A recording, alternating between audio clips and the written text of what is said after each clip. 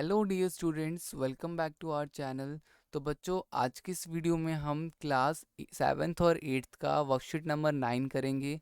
ये हमारा basically common worksheet है। तो यहाँ पे देखो क्या है, मच्छरों से फैलने वाली बीमारियाँ। यहाँ पे हम बात करने जा रहे हैं मच्छरों से फैलने वाली बीमारियाँ। तो मच्छरों से कौन कौन सी बीमारियाँ फैलती हैं?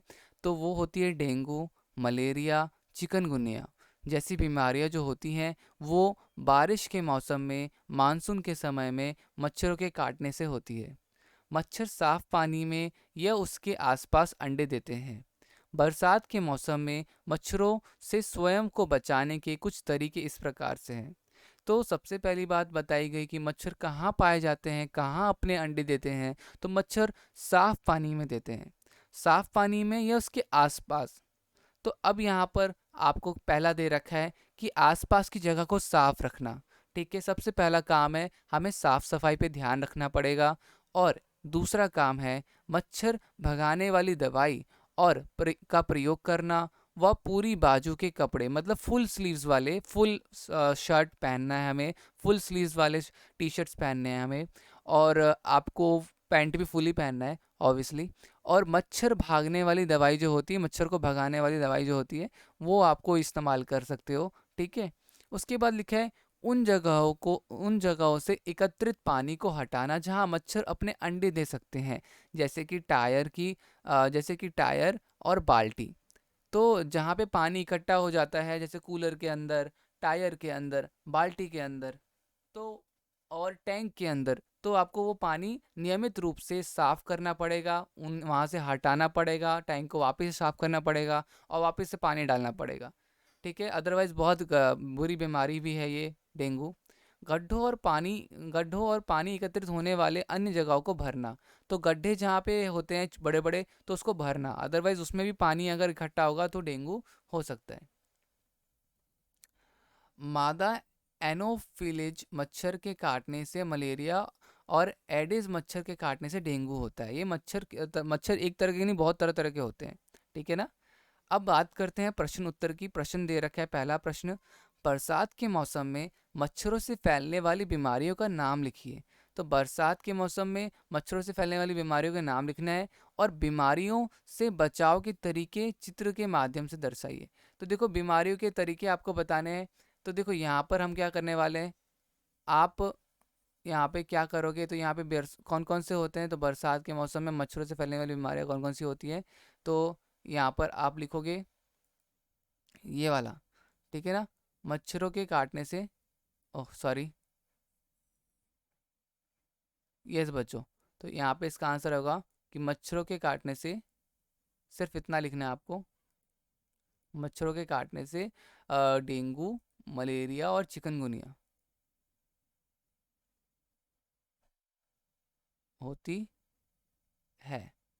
एक तो ये लाइन, और उसके बाद तरीके, तो आसपास की जगह को साफ रखना, मच्छर भगाने वाली दवाई का प्रयोग करना।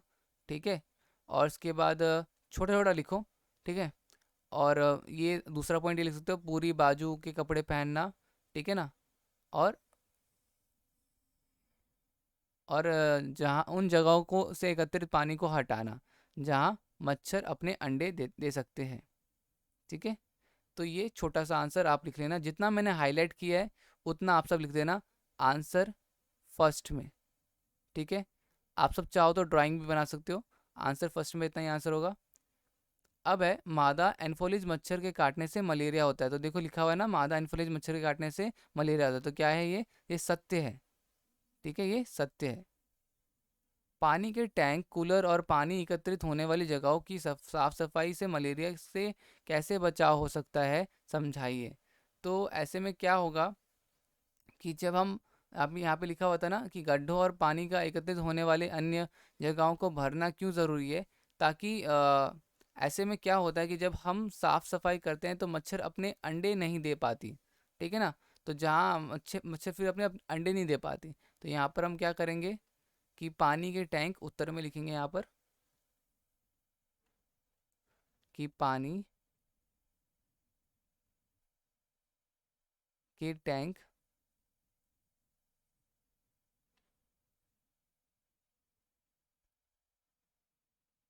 कूलर और पानी एकत्रित होने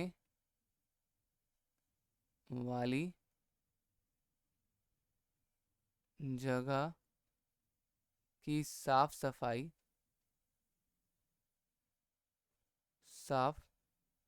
सफाई से मलेरिया